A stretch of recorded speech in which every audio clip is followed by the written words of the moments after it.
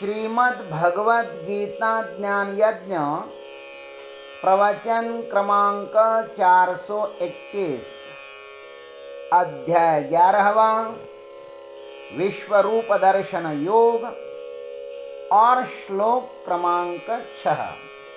जय महाकाल। आज 9 जुलाई 2021 है और अपना महामृत्युंजय महायज्ञ 217 दिन शेष है। जय महामृत्युंजय महायज्ञ। ओम त्र्यंबकं यजामहे सुगंधिं पुष्टिवर्धनम् उर्वारुकमिव बन्धनान् मृत्योर्मुक्षीयमामृतात्। सदाशिवसमारम्भान् शङ्कराचार्यमध्यमाम् अस्मदाचार्यपर्यन्तां वन्दे गुरुपरम्पराम्। नमः चिन्मयदेवाय तेजोमयाय धीमहि सुबोधानन्दरूपाय नमः पुरुषोत्तमाय च वसुदेवसुतं देवं कंसचाणूरमर्दनं देवकी परमानन्दं कृष्णं वन्दे जगद्गुरुम्। ओम तत्सत्। अब इस अगले छठे श्लोक में अनेक प्रकार के स्वर्गीय देवताओं को भी देखने के लिए भगवान श्री कृष्ण अर्जुन को कह रहे हैं। पश्यादित्यान् वसून् रुद्रान् अश्विनौ मरुतस्तथा बहुन्यद्रष्टपूर्वाणि पश्याश्चर्याणि भारत। अन्वयार्थ। हे भारत, आदित्यान् वसून् रुद्रान् अश्विनौ तथा मरुतः पश्य। भगवान कहते हैं अर्जुन को कि हे भारत, अब मेरे इस विश्व रूप में तू 12 आदित्यों को देख ले, 8 वसुओं को देख लें, 11 रुद्रों को देख लें, दोनों अश्विनी कुमार को देख लें और 49 मरुद गणों को भी देख लो।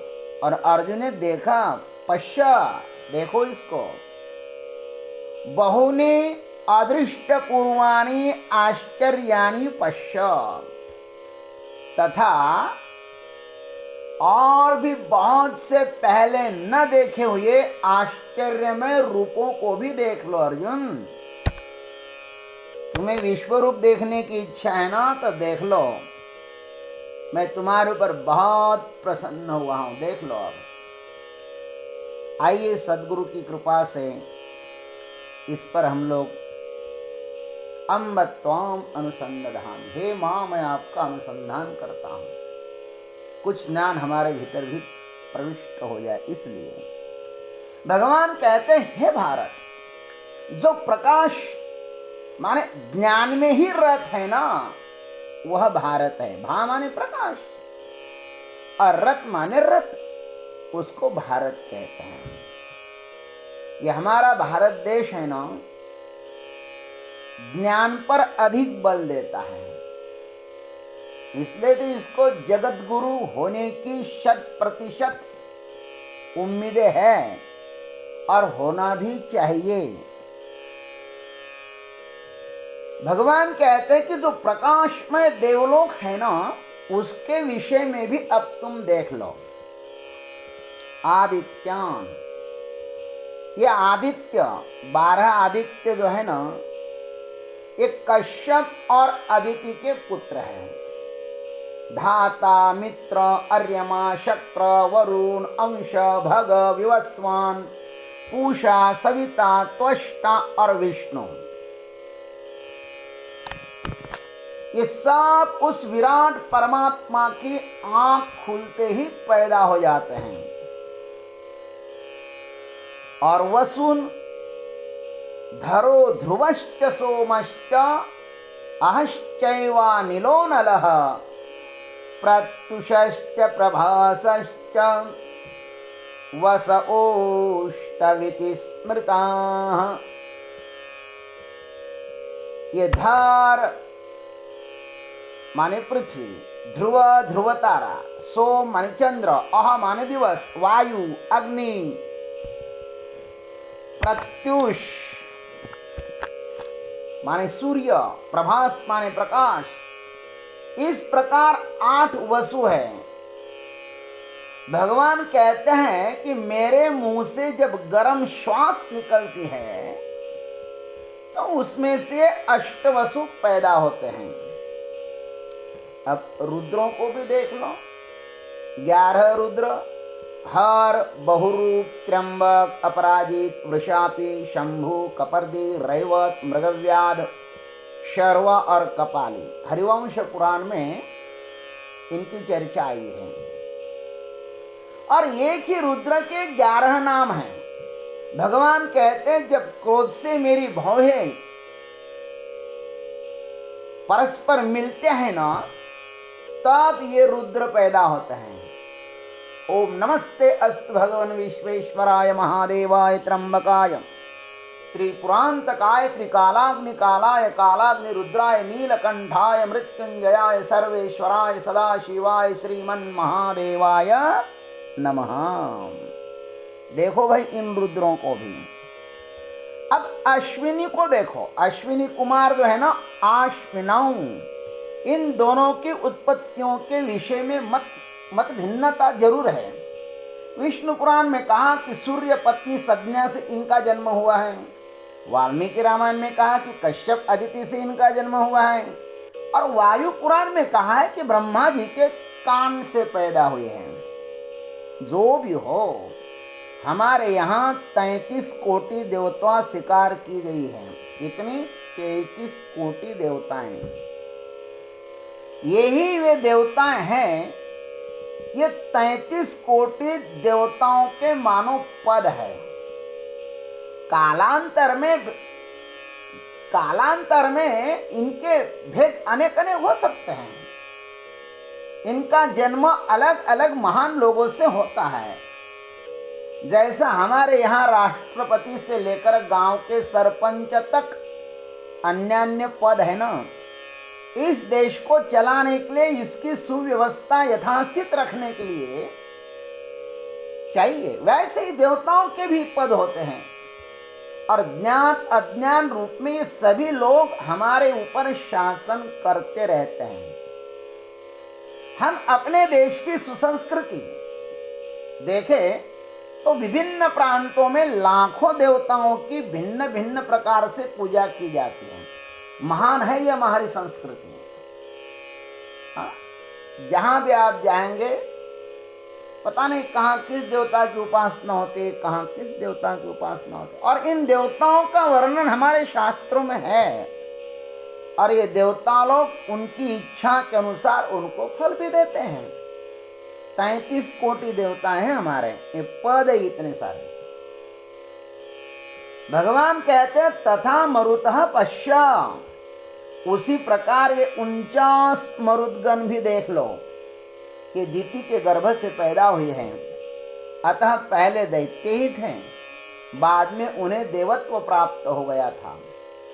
इसलिए भगवान ने भी इनकी पृथक गणना की है। और यहाँ पर तथा यह जो अव्यय पद है ना, वो अव्यय पद देकर तथा मरुतः पश्य। भगवान कहते बहूनि अदृष्ट पूर्वाणि आश्चर्यानि पश्य। ऐसा आज तक तुमने भी कभी देखा नहीं है अर्जुन, और अन्य किसी ने भी नहीं देखा है। यह सब आश्चर्यचकित करने वाली एक प्रकार की जादू ही है। इन देवताओं को पहले देखा होगा बहुतों ने, किंतु पृथक पृथक देखा होगा। अब तुम ऐसा कर लो, अब तुम सब एक साथ मेरे में ही इन सभी देवताओं को देख लो अर्जुन। भगवान यहां पर पश्य शब्द का 2 बार उपयोग करते हैं। 2 बार इसलिए कि इस लोक का मोह तो एक बार गौर से देखने से भी छूट जाएगा, छूट जाएगा। एक बार देखो तो यहाँ का मोह छूट जाता है, किंतु देवताओं को 2 बार देखना जरूरी है। पहली बार उसका वैभव देख लो और दूसरी बार उसकी नश्वरता भी देख लो।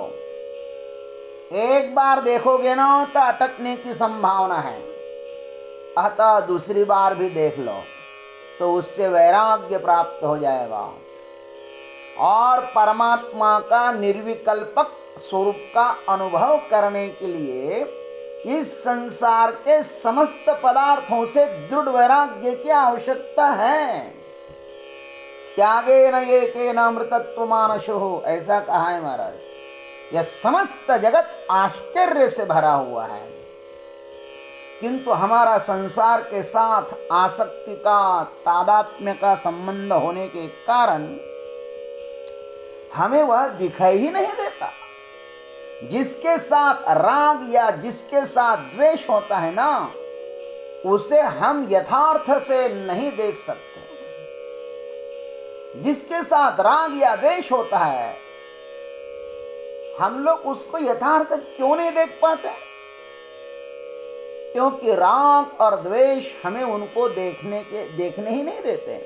वस्तु जैसी है वैसे नहीं देख सकते हैं, यह कमजोरी है राग द्वेष में। वहां पर चित्त रुक जाता है। राग हो तो उसके साथ जुड़ने की इच्छा हो जाती है और द्वेष हो तो उनके साथ हटने की, छूटने की इच्छा हो जाती है। इसलिए मेरा रूप देखना है ना तो राग द्वेष रहित होकर के देख लो अर्जुन। देखो तो सही, भगवान अर्जुन को बार बार कह रहे कि मेरा रूप देखो। कितना भाग्य है इस अर्जुन का कि जो विश्व रूप देख रहे हैं। अब आगे भी किस किस प्रकार देख लेंगे हम लोग, अर्जुन के साथ भगवान का रूप देखेंगे। लेकिन आज इतना ही। ओम तत्सत। जय गुरुदेव, जय जगदीश्वर, जय जय महाकाल।